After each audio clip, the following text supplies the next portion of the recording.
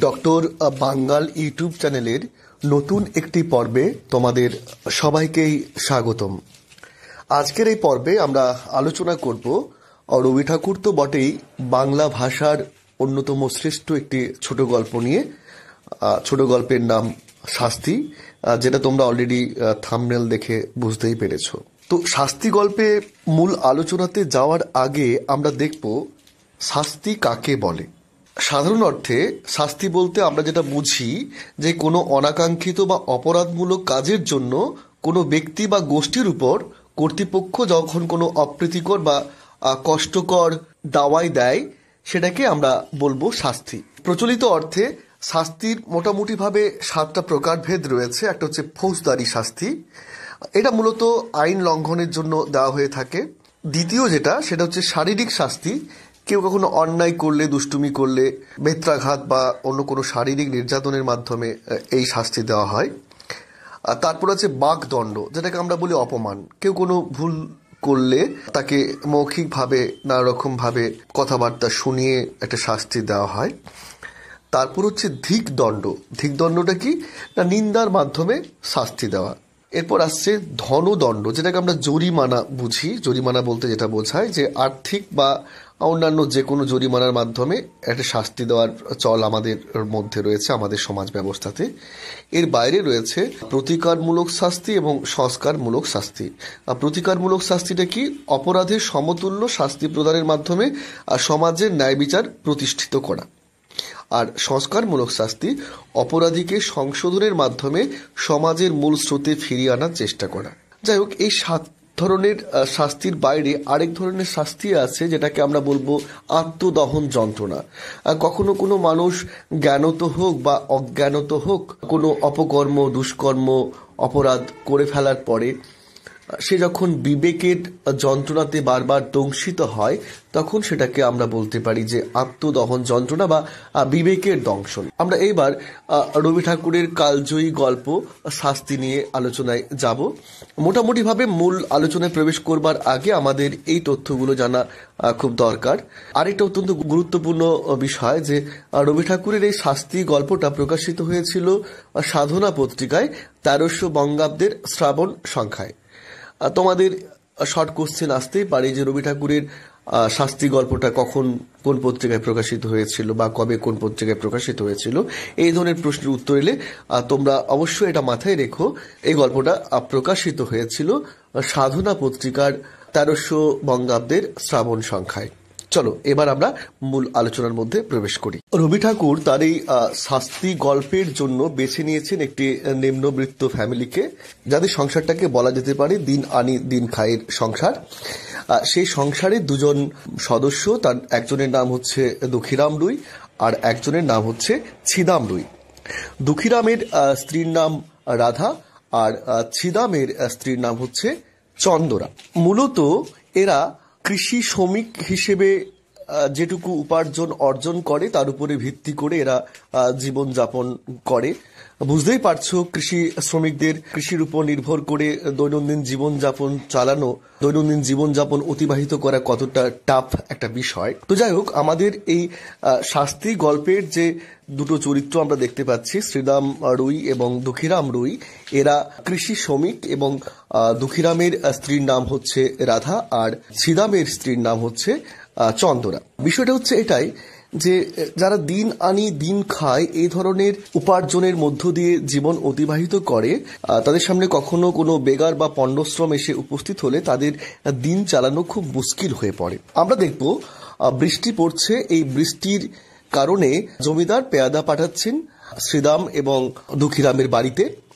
শ্রীরাম দুঃখীরাম এক প্রকার বাধ্য হয়ে যাচ্ছে জমিদারের বাড়িতে, কি না তার কাছারি বাড়ির থেকে জল পড়ছে, জমিদারের কাছারি বাড়ি থেকে জল পড়ছে, সেই জলটাকে, সেই ছাদটাকে সারানোর জন্য হাতে একটা দা নিয়ে তারা কাজে যাচ্ছে। এবার আমরা দেখব যে কাজ থেকে তারা ওখানে কাজ করার পরে সামান্য একটু জল খাবার পাচ্ছে আর সামান্য কিছু পারিশ্রমিক, যেটা তাদের দিন চালানো তাদের পক্ষে সম্ভব নয়। এবং উল্টো দিকে আমরা দেখতে পাবো যে অন্যান্য যারা রয়েছে, গল্পের প্রেক্ষাপট থেকে আমরা বুঝতে পারি দুঃখীরাম এবং ছিদামের যে অন্যান্য প্রতিবেশীরা রয়েছেন, তারা যাচ্ছেন জলি জমিতে ধান কাটতে এবং এই ধান কাটার ফলে তারা কিছু তো মুনাফা পায়, পারিশ্রমিক পায়, পাশাপাশি উপঢৌকন হিসেবে একাটি দুয়াটি ধানও তারা বাড়িতে নিয়ে আসতে পারে। যাই হোক, যখন দিনের শেষে সন্ধেবেলাতে তারা সারাদিন অনাহারে কাটিয়ে বাড়িতে ফিরে আসে, তখন দেখে চন্দরা অর্থাৎ বাড়ির ছোট বউ সে মেঝেতে আঁচল বিছিয়ে শুয়ে আছে, রাধা চুপচাপ বসে আছে, আর তাদের 1.5 বছরের বাচ্চাটা কাঁদতে কাঁদতে ঘুমিয়ে গেছে। এরকম একটা অবস্থাতে আসার পরে দুঃখীরাম তার স্ত্রী রাধাকে খাবার দেওয়ার জন্য বলে। যখন সে খাবার দেওয়ার জন্য কথাগুলো বলে, তখন রাধা খুব ক্ষিপ্ত হয়। ক্ষিপ্ত হয়ে তাকে বলে যে, কি এনে রেখেছিস যে আমি খাবার দেব, আমি কি রোজগার করতে বেরোবো? এই কথাটা শুনে দুঃখীরাম আর তার রাগকে সামলাতে পারে না। এমনিতেই সারাদিন বেগার খেটেছে, অনেক অকথা কুকথা তাকে শুনতে হয়েছে কাছারি বাড়িতে, জমিদার বাড়িতে। তারপরে স্ত্রীর এই কটু বাক্য সে নিতে পারেনি। তারপর সে তার দা দিয়ে রাধাকে আঘাত করে।